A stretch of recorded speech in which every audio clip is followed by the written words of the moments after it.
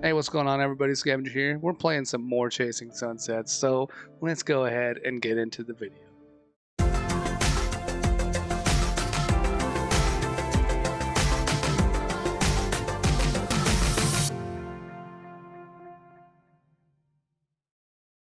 All right, we're here at the Deja Brew Coffee. Okay. And this is still back in the past. Alex is talking about how his parents met, or I guess his mom and stepdad. The coffee shop was conveniently located outside the Prizer offices at street level. James and Sarah ordered their beverages and made their way to an open table. How many unsuspecting ladies have you lured into a date with that card trick? So far, just one. I'm adding it to my playbook, though. So that briefcase isn't loaded with greeting cards? In all honesty, it's mostly full of paperbacks for reading on business trips. And it was very kind of you to offer to help me out. Would you have come otherwise? If I'm being honest, that's not an easy question to answer. How about this? I wanted to come with you whether you gave me the card or not. But the card probably also got you close enough to ask. I can live with that. James pulled out the card and slid it across the table to Sarah. This will be a fun therapy topic next week. Attracted to the first man who shows me any attention in 4 years. Sarah's playful tone suddenly became more serious. I've known you a bit over an hour and you've already helped me out 3 times. Today has been full of surprises. 3 times? I just gave you a birthday card. First, you reminded me that it was my son's birthday. Well, that was an accident. Shut up. Next, you bailed me out with your kind birthday card offer. Then you got me away from that desk. Something tells me Sarah doesn't open up easily. Better play it safe. A toast, then, to unexpected friends. In sales, kindness, and transactional. It's nice to do something nice for once without any strings attached. Even by accident. So the moral of the story is that marketing people only do good deeds accidentally? Well, something like that. But I won't complain about how this one played out. No ulterior motive at all, huh? A few minutes passed quietly, both lost in thought. If there was a Mr. Forrester, how would he feel about us having coffee now? Fortunately for you, there isn't. Because if there was, he wouldn't like where this is going. Oh? And where is this going? I guess we'll have to see each other again to answer that. But so far, you're checking all the right boxes. Well, that just happened. I asked him out like an eager schoolgirl. Time to see my stylist.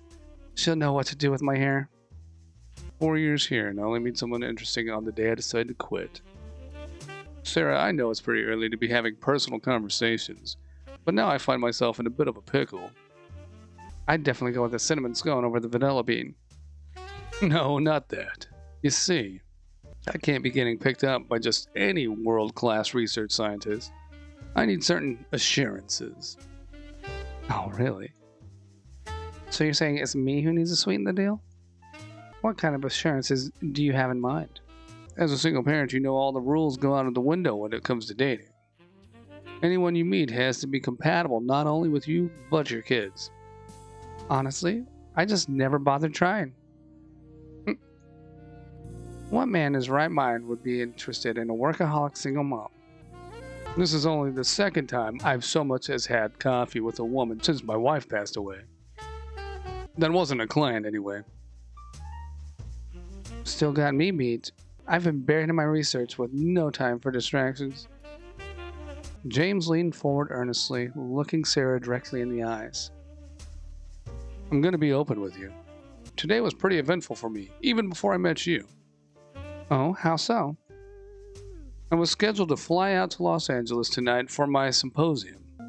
Where is he going with this? I stopped by Jay's room to kiss her goodbye, but she just rolled away from me. When I asked her what was wrong, she told me that she was sad that I was leaving on her birthday. Oh no. I guess I should be grateful she doesn't know I'd completely forgotten it. Can you imagine how I'd have felt if I remembered after I landed? You don't need to take an airplane to let down a child who is counting on you. Case in point. Very true. I decided then and there that I had to do better as a dad.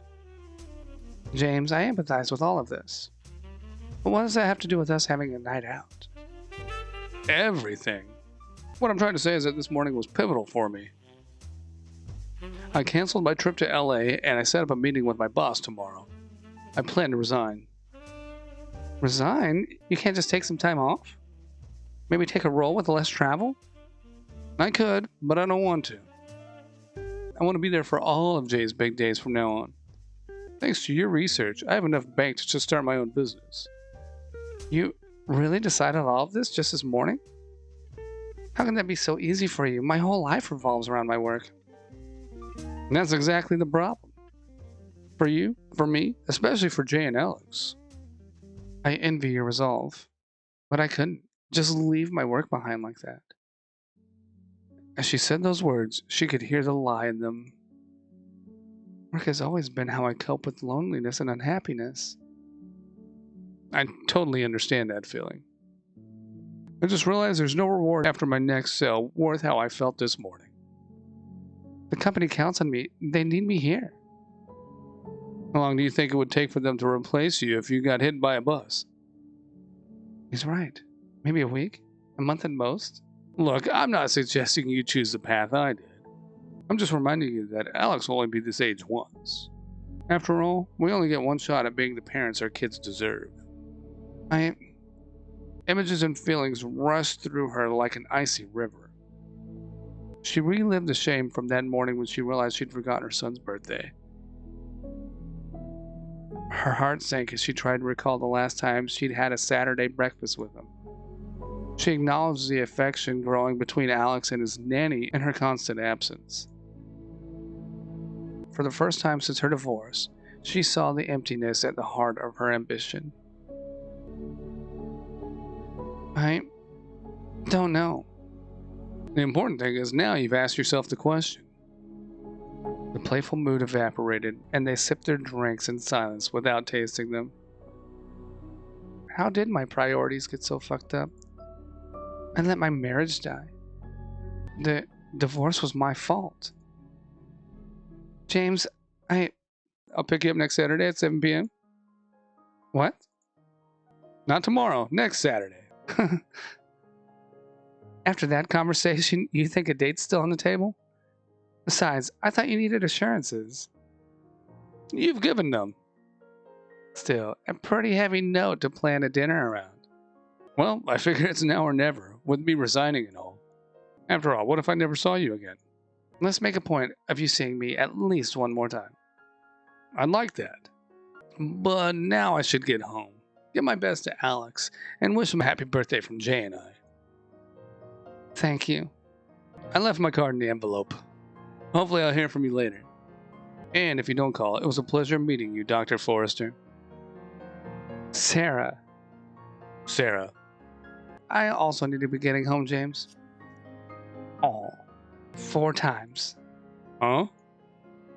You've helped me out 4 times today. Overachiever. Do you ever quit? I guess we'll have to see each other again to find out. He's kind of shocked that she kissed him, I think. Look at him. Sarah was already walking toward the door. I just got kissed by Sarah fucking Forrester. What the? Oh, and she already texted him back. Cool.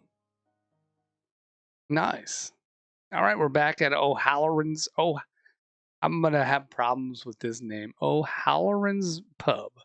That's right, O'Halloran's Pub. Back in present day here.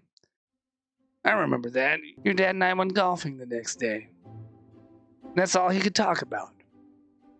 Oh yeah, they really hit it off. Soon after their date, they decided to introduce Jay and I. You should have seen her, Walter. All dimples and pigtails. Mom and James had gone out again soon after. She was all smiles when she got home. James brought out a playfulness in Mom I didn't even know she had. This movie's pretty romantic. Our second date with a chick flicking popcorn. Time to test the waters.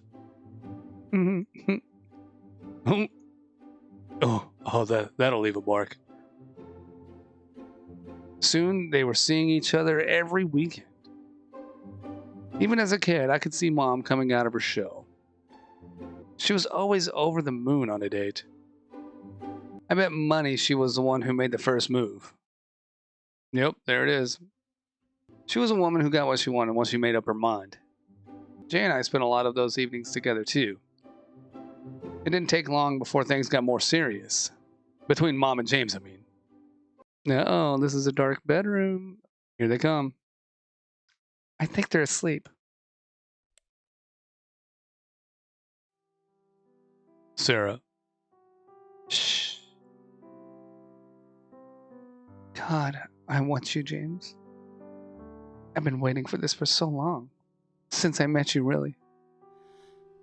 Uh-oh. Don't remind me. It's okay. James was pretty unbearable there for a while. Nothing more pathetic than a middle-aged man in love. Of course, Jay and I both got to see a lot more of her parents, but some things took a little getting used to. Jeez. Hold on, I gotta read this. I'm just you guys can read it too, okay? I'm not gonna act that out or that. I don't. Okay. Uh-huh.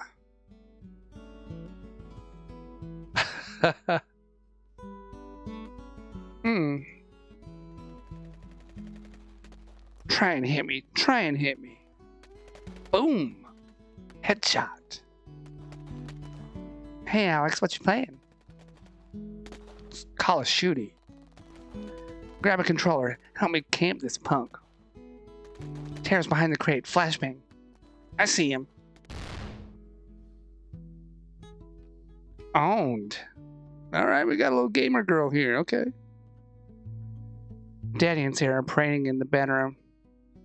Wait, what? The door's locked, but I heard Sarah telling... the door's locked, but I heard Sarah telling God she was coming. You don't think they're gonna make us start going to church, do you? Uh-oh. Look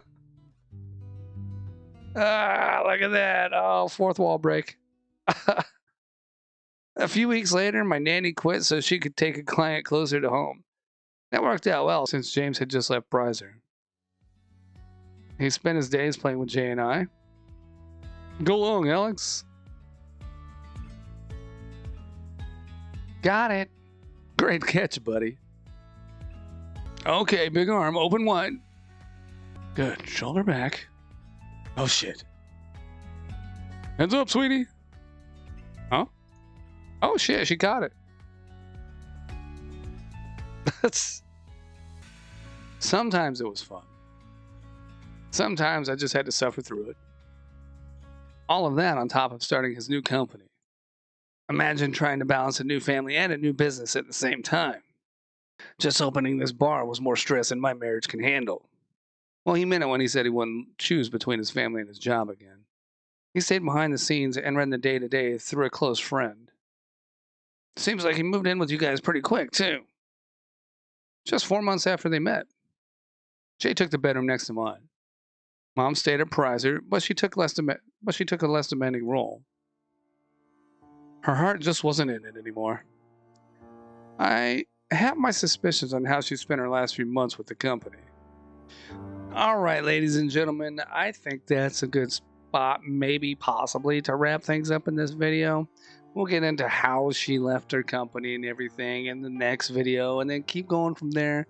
Anyways, if you guys like this one, you know what to do. As always, smack the like button. Subscribe to the channel if you haven't done so already. And I'll see you guys later. Bye-bye.